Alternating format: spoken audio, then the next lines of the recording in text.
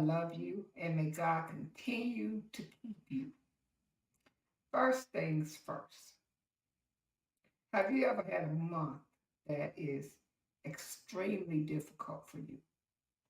Not just a minute, not an hour, not a particular day, but an entire month. That's August for me.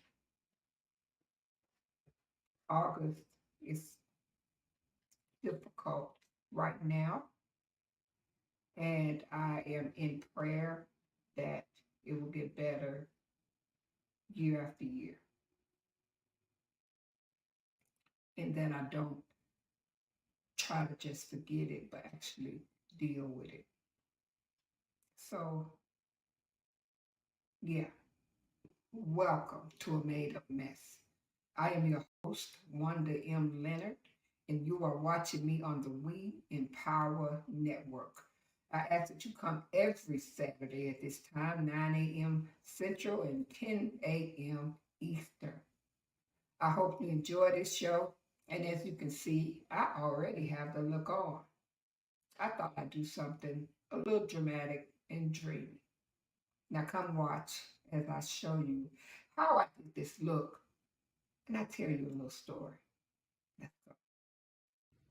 Hey, hey, hey, how you guys doing? This is Regina Hutt, the wellness practitioner at Empower Mornings. Join me every Monday at noon to work out with Regina on One Network. Okay, here we go. I'm going to tell you a story. It's a story about my mother and I having breast cancer, our relationship, how I handled it, how she handled it. I chose to talk about breast cancer because at the end of the day, she was a warrior fighting her fourth battle with breast cancer, and it had metastasized. And yeah, she was my hero. So I hope you enjoy this. We pretty much kind of wrote it together in the sense that I let her read everything because I didn't want to disrespect her, and I wanted us to be able to talk about anything that I wrote.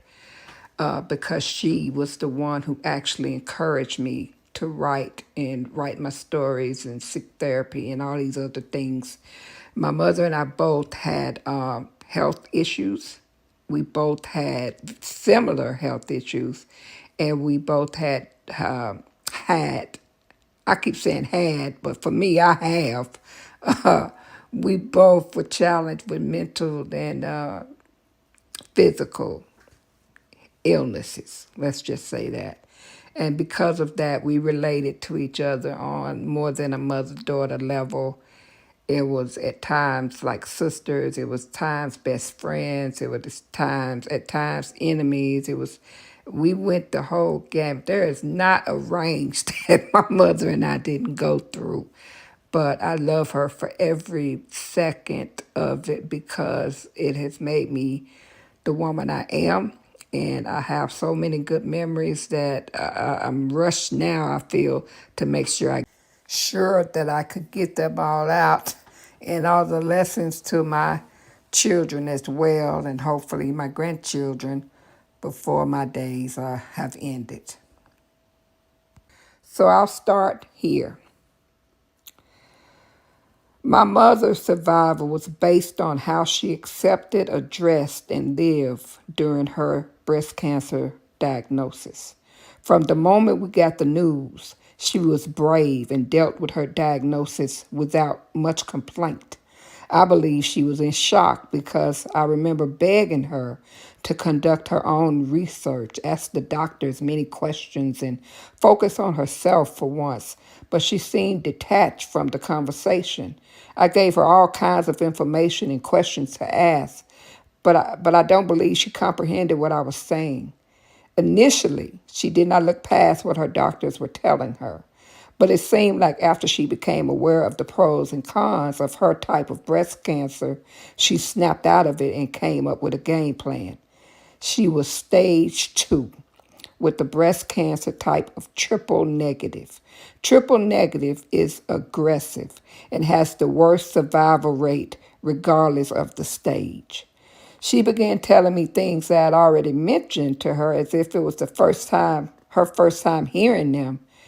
And it was at this time I knew she was going to fight for her life. Although I felt like a hypocrite at the time, I begged her to get rid of her breasts as if they were as easy as clipping your fingernails. Needless to say, we had several debates on why she should remove her breast, but in the end, she adamantly refused. Throughout her treatment, I was in complete awe and often forgot she was even in treatment. I knew it was difficult for her after witnessing her cry like a baby whenever someone had to manipulate her port. At one point, I just knew she would quit the treatments, but she never did. I knew she was in pain and unable to taste and eat due to the constant taste of metal and the fatigue she endured after every treatment. She never talked about it much, and she eventually embraced her bald head and wore it proudly. There wasn't even talk about whether or not she would beat the disease. It was a given. She was my hero and definitely deserving of her newfound title, Survivor. It is ironic, but until that point, I had never seen my mom as happy and content as when she had breast cancer. Her way of handling her diagnosis was rather encouraging for her future mental and survival state. I began questioning and examining the word survivor. After my mom completed her treatments, she became obsessed with the look of her breast and the type of breast cancer she had. She consumed herself with as much of the not so great information she could find on the topic. Each year after her diagnosis, she and I would consistently go round and round about the results of her upcoming test. She would constantly remind my sister and I to get our mammograms. She would also have a mental breakdown when the exam time came, and she was just convinced the cancer had returned. Well, true to my procrastination tendencies, every year I would push my mammogram off until the end of the year. I would go into panic mode trying to find a day and time that I could fit in before the year ended. I was a hot mess waiting for the appointment, then waiting for the doctor to call me or post my results. I felt like I was holding my breath until I read the words, "No cancer detected." I found myself becoming just as paranoid as my mother, particularly when she mentioned that her cancer was likely to be passed on to her daughters. As time went on, almost every conversation we had involved boobs. I resented her need to constantly talk about breast cancer as if she was still in treatment. I wanted it behind us. I wanted her to celebrate her remission and recovery and move on. I wanted her to live an entirely new life. But that didn't happen. In fact, her depression became worse for a while. Her breast cancer had a high probability of returning, so I could not comprehend why she wouldn't just cut those suckers off and keep it moving. I could recall saying to a close friend, a conversation I eventually regretted, that it seemed like my mom was only living through her breast cancer and was her happiest when she was forced to fight for her life. I was ready for her to be done with breast cancer. I wanted my mama back. In my mind, she couldn't be surviving because from the very beginning, she didn't want to discuss survivor-related events and activities. She didn't adorn breast cancer attire and symbolism. She didn't attend any celebrations during Breast Cancer Awareness Month. In fact, she didn't want to embrace any parts of it, including seeking therapy for her body dysmorphia, paranoia, and severe depression from the experience.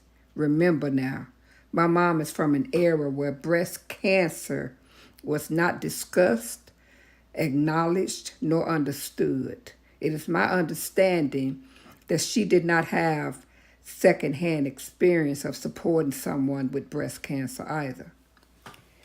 Now, when witnessing my mom's journey, I took my superwoman complex and asked God to give it to me next because I could handle it better than anyone else. I felt it would be easier for everyone because I was constantly dealing with health issues and was high functioning through the pain. I truly believed I could take care of myself and not burden any of my family should breast cancer come knocking at my door. After all, I had proven time and time again that no one could bounce back quite like I could. Once it was my turn at breast cancer, I was going to show my mom and the entire world how to do it based on the good and bad aspects of what I had been taught and concluded.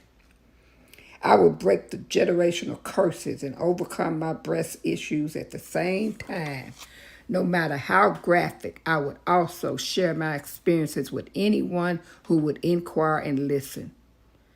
I've always known myself to be a survivor based on my ability to fight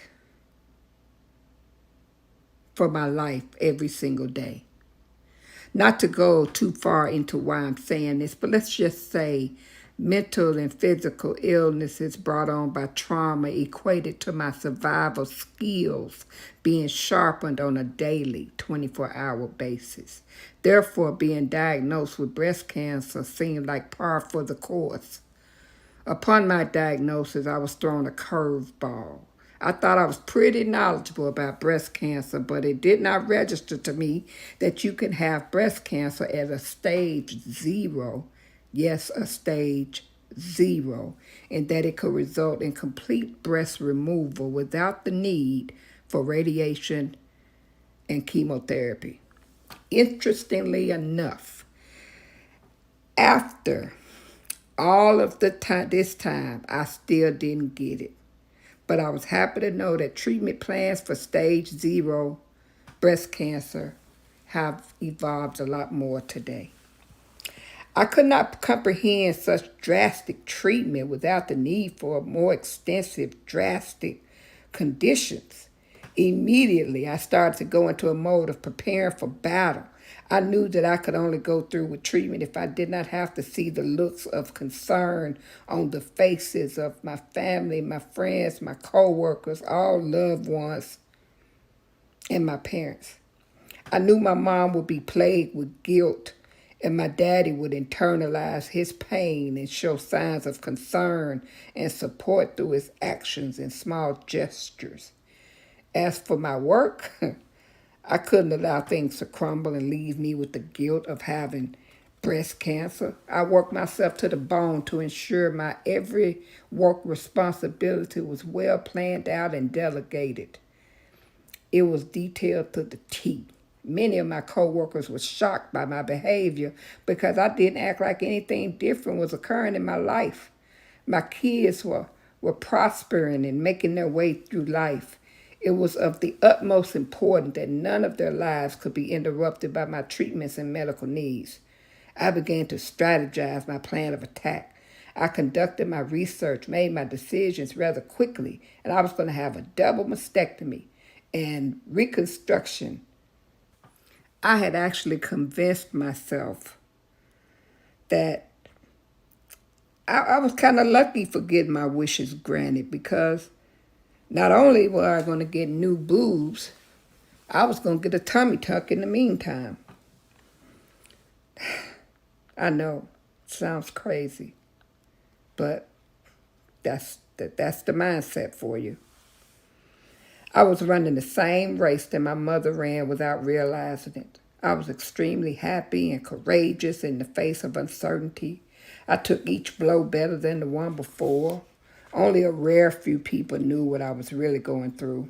It was mental warfare to fight for my life for everyone else while struggling because I didn't know how to fight for myself. It was a losing battle. By the end of the treatment, I re-entered the world better than I had ever left it. Then someone gave me something that read, "You are a breast cancer survivor." And I stopped in my tracks for the first time. I realized I had been inducted into an exclusive society that came with more complexities than I can describe in one sitting. Even I could not predict the aftermath to follow. How can I be labeled a survivor when I managed to avoid chemo and radiation? How could I call myself a survivor when I managed to get breast enlargements and a tummy tuck out of it? I can vividly remember always explaining things away, why and how I lost my hair, why I was losing weight, why I was on pain meds, and why I handled it so courageously. I didn't feel worthy of even being called a survivor because I didn't do anything special to deserve it. I made my decisions based off of hurt. What's up, family? It's your girl, Terry Y. Hicks of the Amazing Fab Five, and I am here to tell you to tune into the Empowered Morning Show Monday through Friday, 7 a.m. Eastern Standard Time, right here on the WIN Network. I had seen others go through. I removed my breast without fully processing the grief I would feel when they were no longer there. I chose to remove both breasts to prevent the likelihood of the disease returning because I didn't want them to appear drastically different. Not one time did I even consider all of the mental anguish and despair I would feel by taking away the only sensation I could mentally and physically allow myself to enjoy.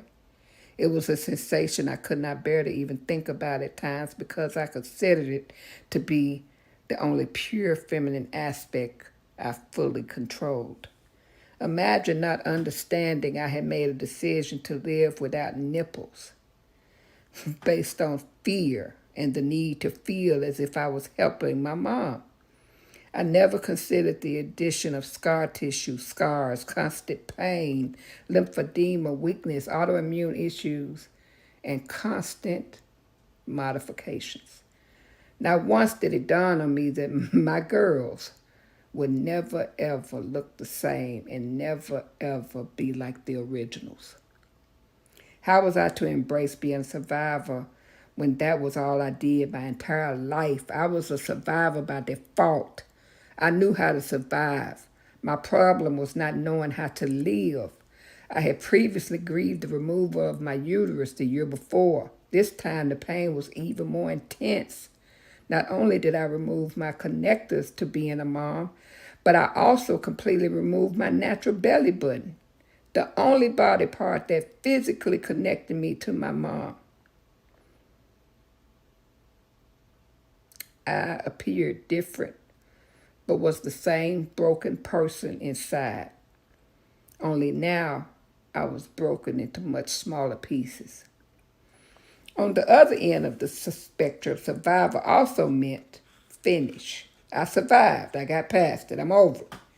It pains me to even admit I had the most difficult time speaking about breast cancer when I had lost some friends to cancer while I was traveling down the path myself. Many of them I chatted with shortly before their deaths. I did not understand how to put myself in a category with them when I was just grieving over breast. I didn't feel I was part of the breast cancer survivor community because my treatment was so easy. What did I suffer from that others would notice? How was I going to convince someone that I was struggling when, from the looks of things, I handled it all so well? Would anyone understand that I was scared, confused, and manically depressed now that I'm out of breast cancer treatment? Most people who listen to my story let out a sigh of relief when they learned I didn't have chemo and radiation. I struggled to share the story sometimes because I felt like a fraud. Nothing made logical sense to me, but it was my reality. The more I downplayed what I was experiencing, the sicker I got and the more pain I was in. If it weren't for a dear college friend who called me almost every day, and practically still does to this day, I would not have had anyone to share these feelings with. She was the one who encouraged me to seek therapy and to understand that my journey was just as traumatic and important as the next person. All of the breast cancer paths are different. It has been an extensive journey to get to the place where I can admit my feelings without also feeling as if I was disrespecting the entire breast cancer community. Even more so, my mom.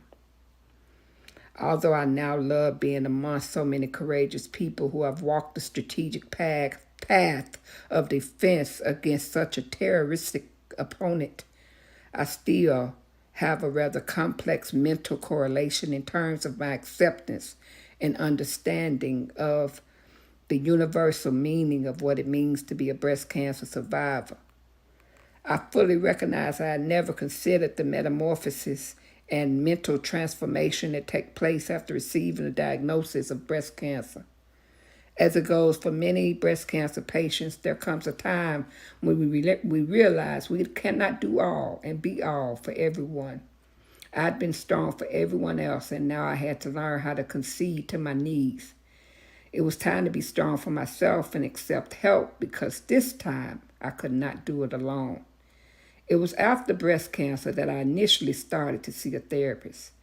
My therapist was able to help me see past my trauma and get to the root causes of my relationship with my breast.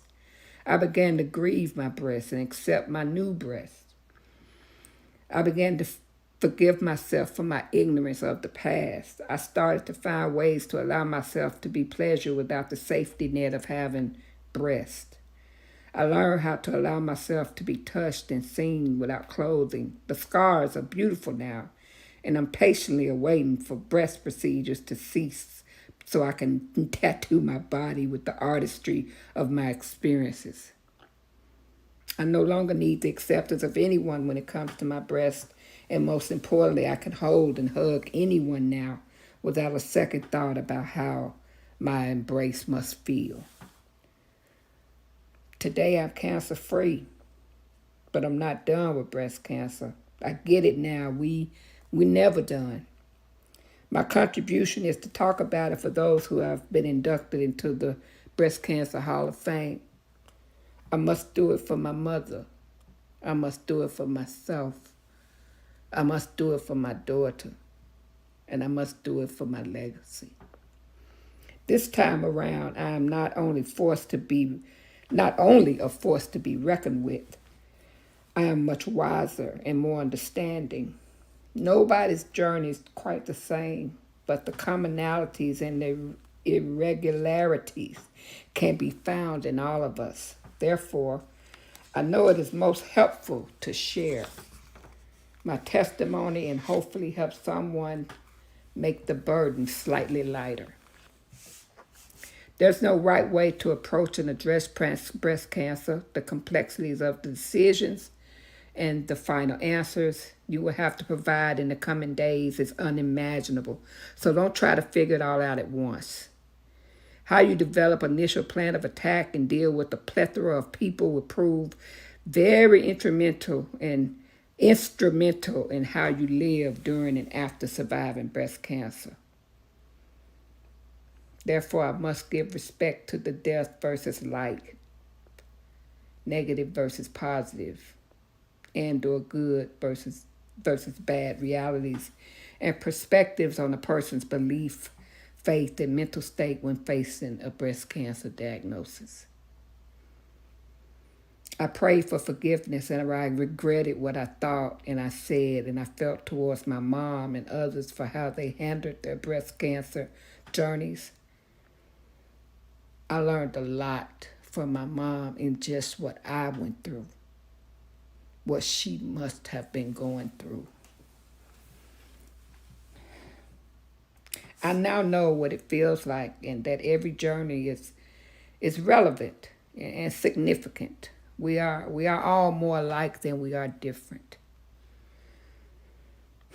Hopefully you understand and somewhat feel what a person deals with when given a breast cancer diagnosis of any stage and any type.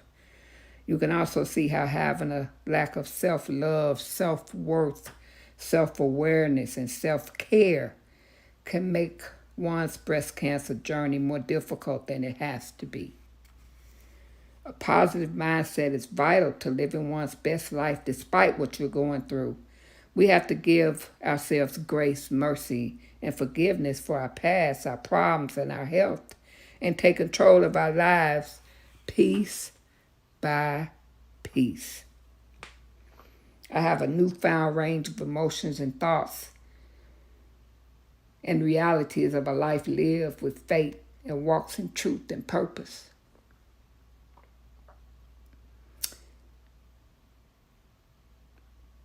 I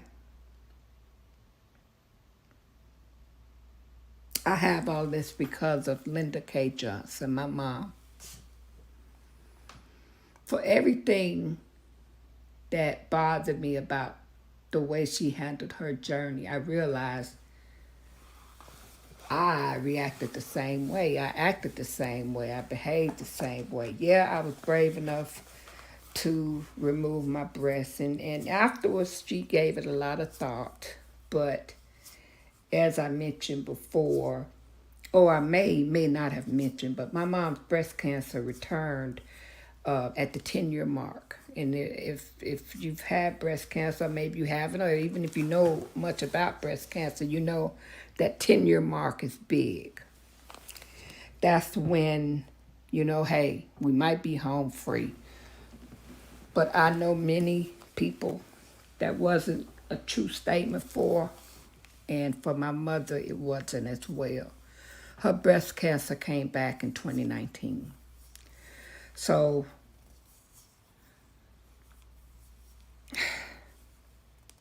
I have to process that. I have to work through that because I'm still trying to understand why my baby had to go through all that she went through when it comes to cancer. But some questions can't be answered. As always, she still handled it like a champ, like she had in the past. And I'm very, very proud of her. I was always proud of her. I just hate it. It's the best I can say is I just hate it. Let me stop for a moment. Hey, how you guys doing? This is Regina Hutt, the wellness practitioner at Empower Mornings. Join me every Monday at noon to work out with Regina on One Network. I hope by now you see that, if anything, I want my story, my mom's story, to be as authentic, transparent, and truthful as possible. But I know through this journey that I'm also going to have to be very vulnerable. And that's not the most comfortable place to be. For me or for anybody for that matter. But throughout telling you this story, I hope that you were able to obtain and extract the different messages that I eventually learned from my experience with breast cancer and my mom's experience with breast cancer. I should mention that my mom in 2019, breast cancer came back in the other breast. It was not as a result of metastasizing. It was a different strain. And then immediately after, in 2019 now, she ended up having to wait to 2020 for her treatment, which was in itself, that almost killed us, because it's like, okay, this is the worst time, if any, to have to minimize and reduce your immune system. And it's just, it was not the best of times. But the champ she was, she made it right through. And she didn't cry, not that we saw, but, she and I had deep conversations, but for the most part, she did just like before and went through like a champ. For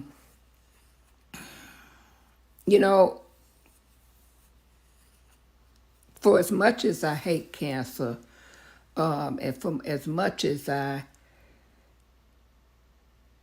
don't want to give it any credit for anything, because at the end of the day, I know my mom won, and I don't even think it was the cancer that had anything to do. Like I said, she had a few other challenges that were just as detrimental as the fourth cancer that she was had been diagnosed with. Um, Let me just say this. I learned a lot. I learned that, for one, it's probably not the best thing to lie to your mom, because me lying and said I had my mammogram in 2013 and had to come back in 2014 and say, well, you remember when I had said that I had my mammogram? Well, what had happened was, for me to have to do that was if I could get a spanking in my 40s, I probably would have. But she let me slide. We dealt with the fact of learning that we both had a genetic mutation that had a high probability of being linked to breast cancer, among a few other cancers that she and I was constantly being picked and prodded about. And I still have tests because of. We were more close to, we were almost like Siamese, because some of the same conditions and some of the same lingering manifestations as a result of certain conditions that I struggle with. Because sometimes I wonder, I wish, I don't know how to say this, because anyway I say it, it's not how I feel now, because my faith is much stronger now than has ever been. But I do know that my faith was waning. I do know that if I had to put down all my strengths, faith would have been toward the end. And it wasn't so much that I didn't want it. I didn't even know what it meant, honestly. I didn't know how to have faith.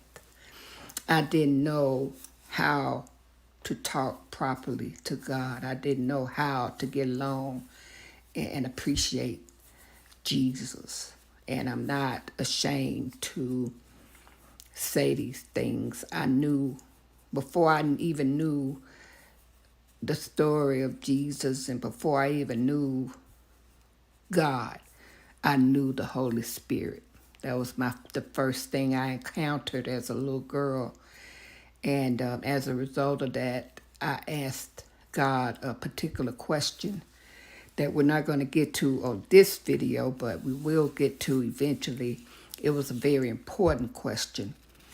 And I do believe he answered my question, except at a much later date. I got that answer, honestly, after seeing my mom no longer being with us. The answer kind of just presented itself, as many things did. And I hope that she knew that I was proud of her. I did tell her these things. I hope she realized that I forgave her for anything, and I hope she forgave me for any and everything. And I hope that she realized I wasn't trying to stroke her ego when I said that she was beautiful, and the most beautiful woman, and natural beauty, and very talented, and all these other things that we tell each other. And the things that I used to get so upset at her about, like her self-esteem and her lack of self-love and self-care and all these different things, I suffered with and was challenged with myself. And I know that a lot of it was me just being upset that, gosh, can one of us save the other, And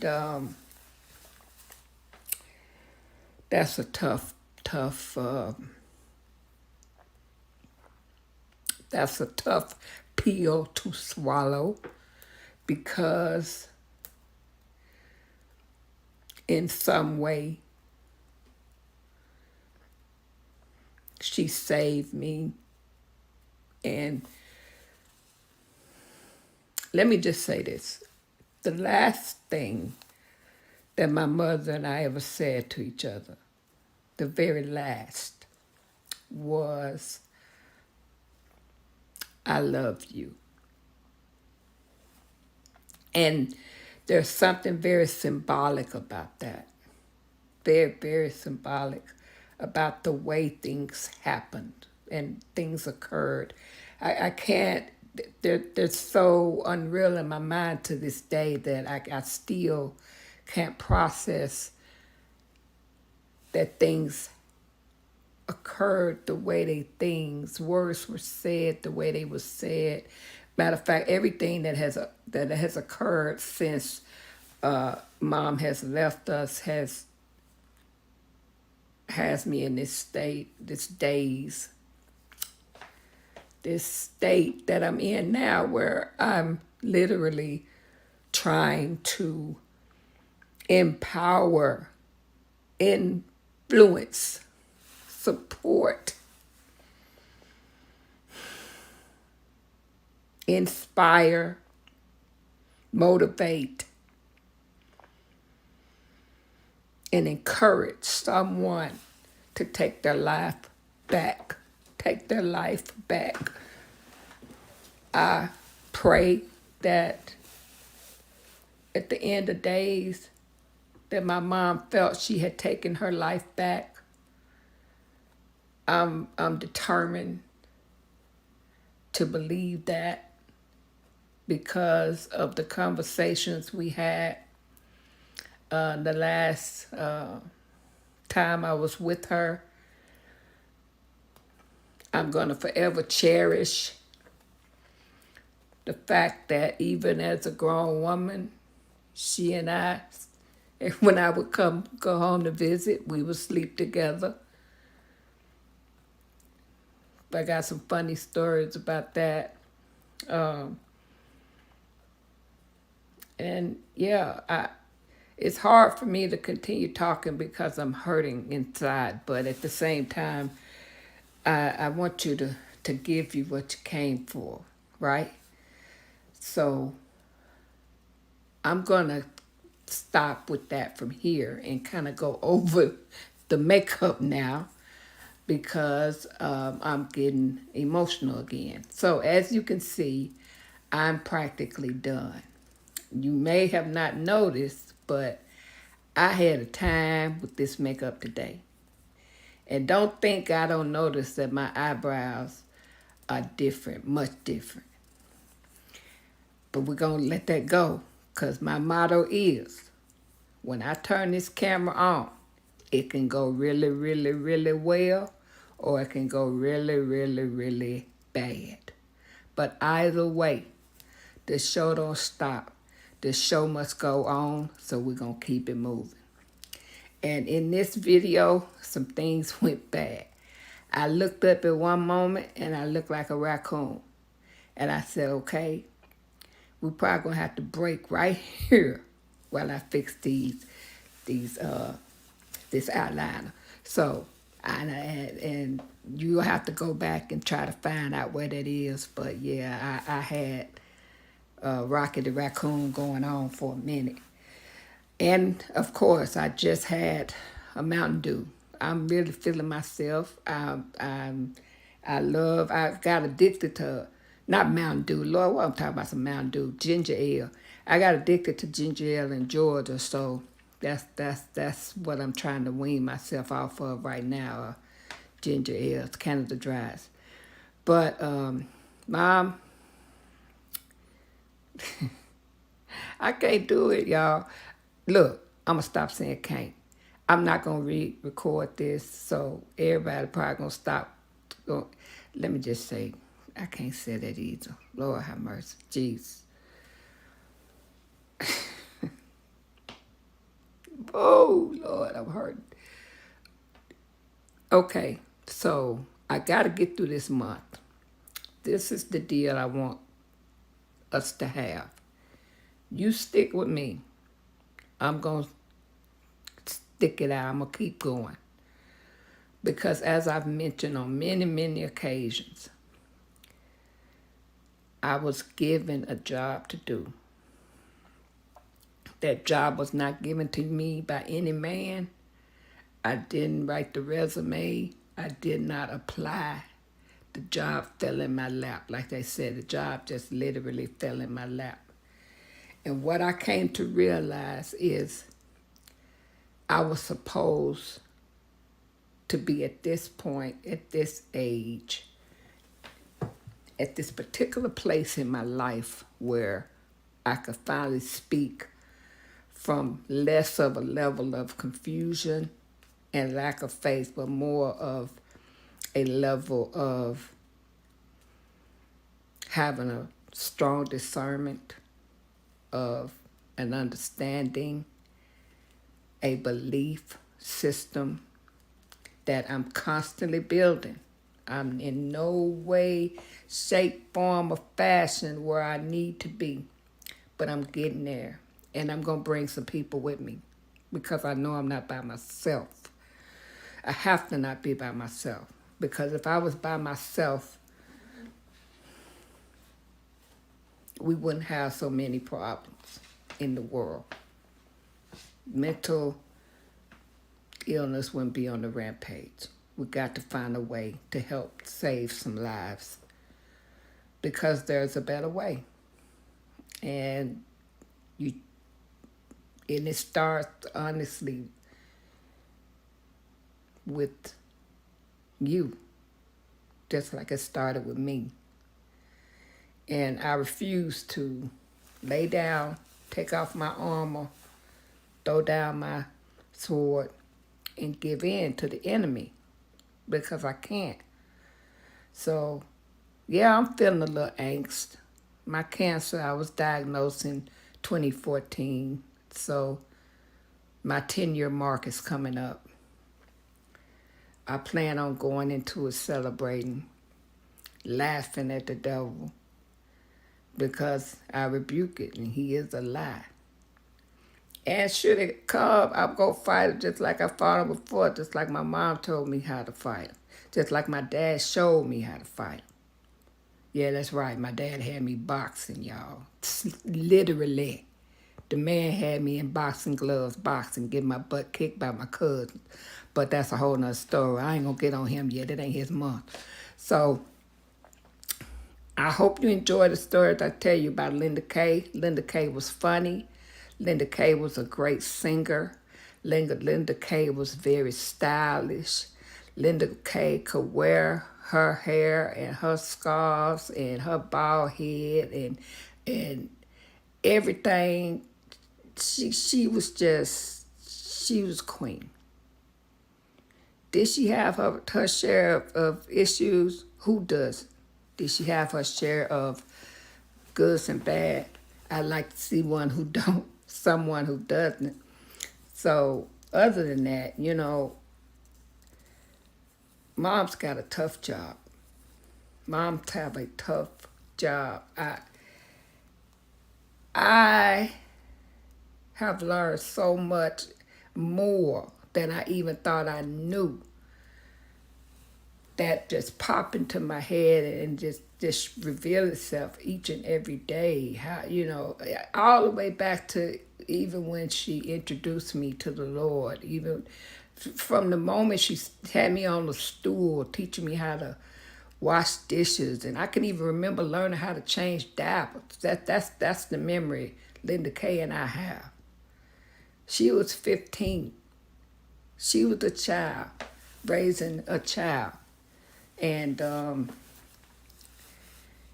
was going to be her child. I was the child, and I was going to be the child.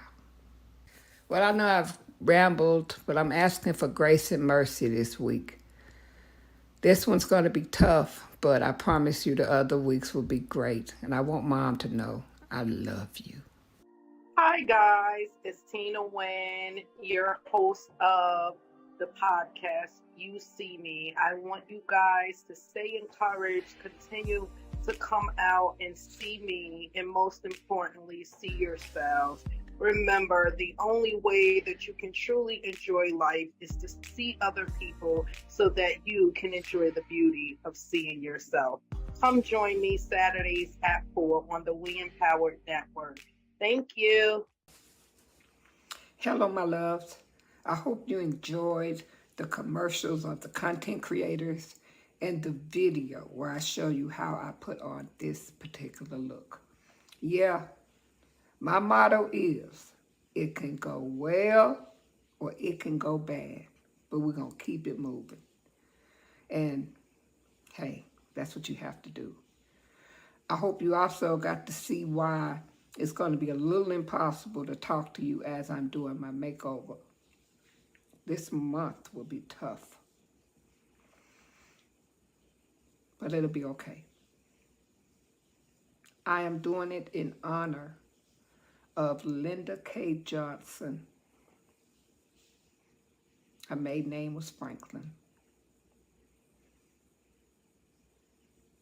And she was my mom and my best friend.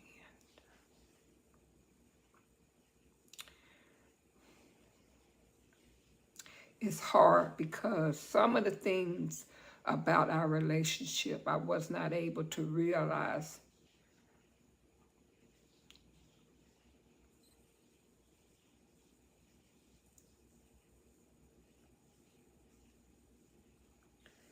I don't have tissue.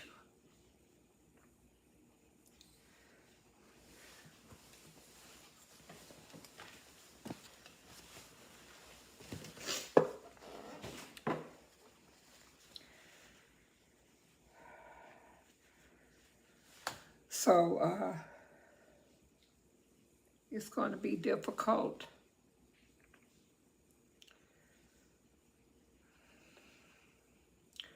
But I think she would enjoy it.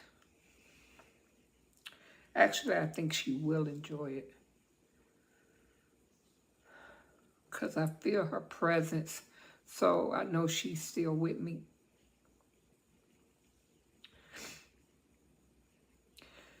And whereas I feel like I have no one to talk to,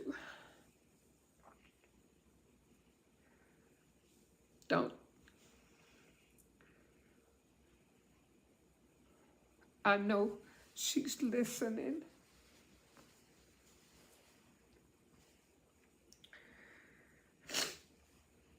And don't say you can talk to God.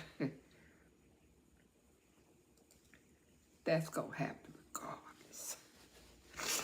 I could not be sitting before you today if those conversations didn't take place.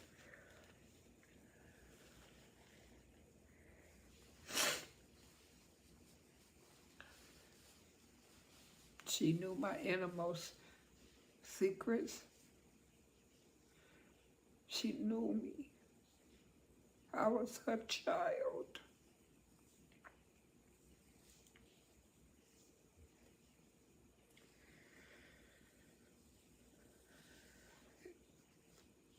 And God, my God is funny at times.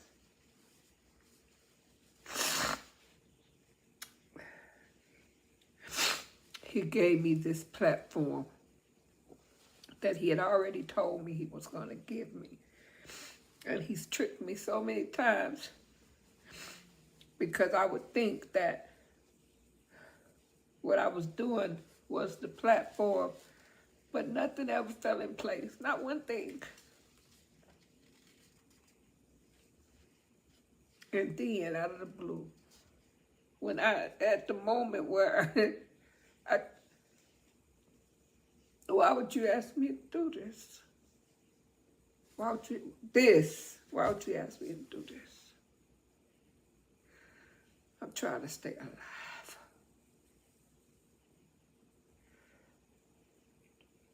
It didn't take long for me to realize why. It didn't take long for me to realize I don't have an option.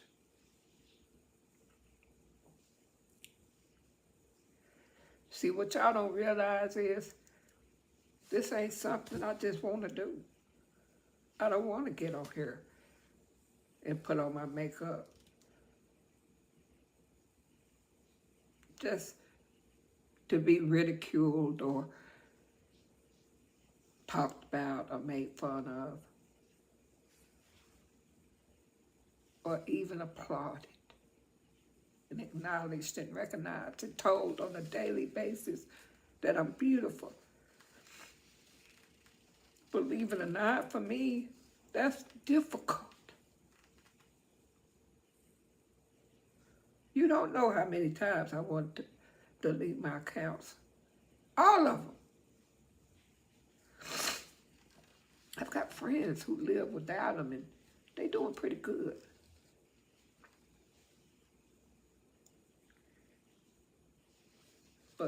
But I was chosen to go through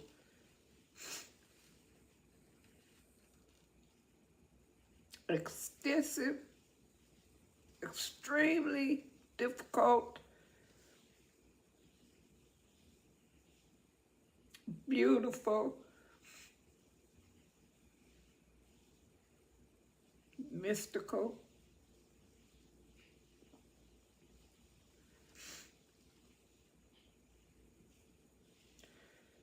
seasons.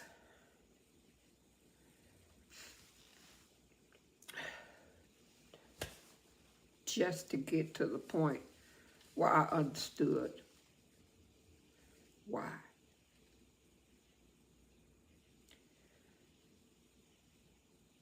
And when I understood why, I also understood the seasons would never stop.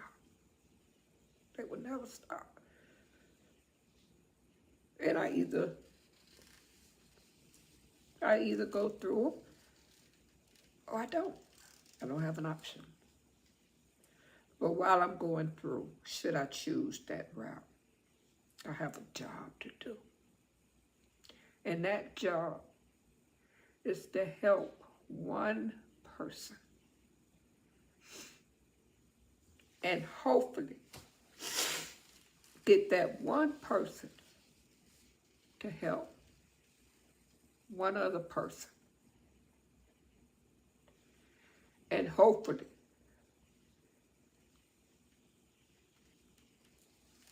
make the world change.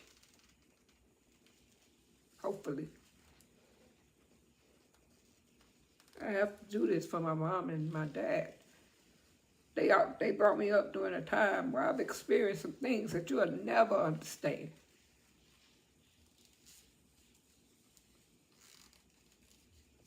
I gotta tell the stories. I gotta show my age, because with my age comes extensive wisdom.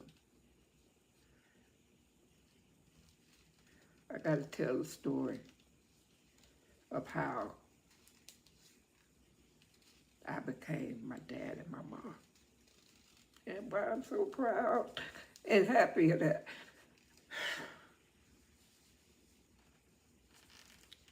For as hard as it is. So, with my animated, dramatic, sensitive, emotional,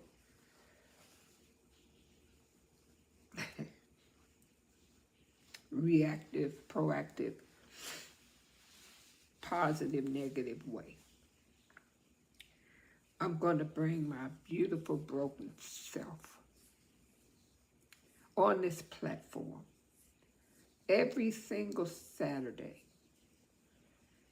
in hopes that I will catch that one person.